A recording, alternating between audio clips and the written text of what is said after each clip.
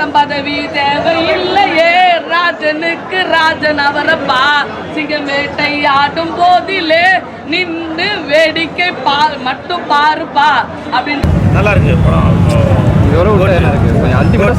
நல்லா சூப்பராக இருக்கு.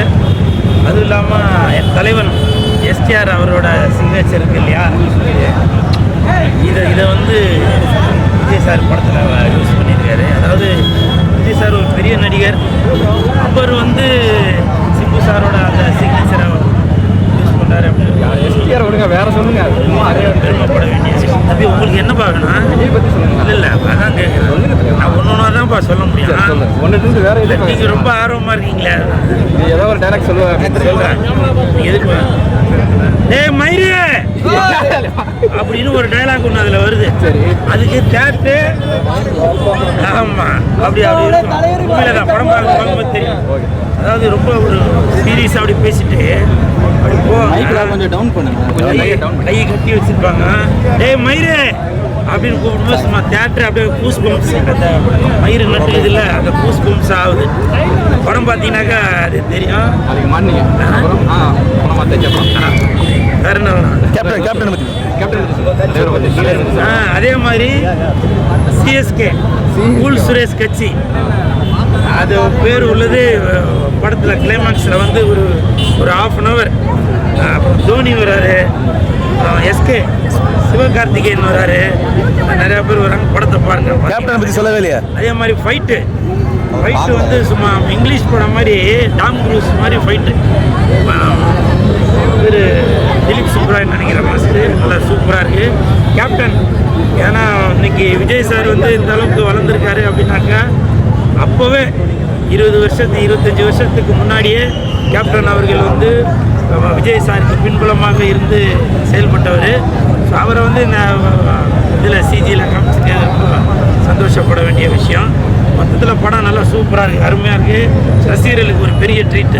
மோகன் அவர் வில்லனாக வர இது வரைக்கும் ரொம்ப சாஃப்டான கதாநாயகனாக பார்த்துட்டோன்னா, இதில் அவர் ஒரு பாட்டு ஒரு வில்லனாக வராரு. மோகன் நடிப்பு சரியில்லைன்னு சொல்கிறாங்களா எல்லாரும்? எதுனா ஒன்று தான் சொல்லுவாங்க. அதாவது இது ஒரு மூச்சு அடைக்க நான் பேசுகிறேன், இந்த கமெண்ட்டில் போடுவாங்க கூல் சுரேஷ் கூட சரியில்லை அப்படின்னு.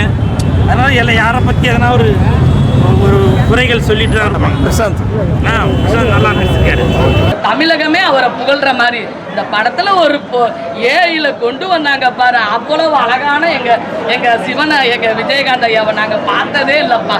அப்படி அழகுபடுத்தியிருக்காங்க, மெருகுபடுத்தியிருக்காங்கன்னு தான் நான் சொல்லுவேன். கிரேட்டஸ்ட் ஆல் டைம் எங்க கேப்டனுக்கு 500 கோடி, எங்க தளபதிக்கு 1000 கோடி, அவ்வளவுதான் நான் பிரிச்சு கொடுத்துட்டேன். ஓகேவா?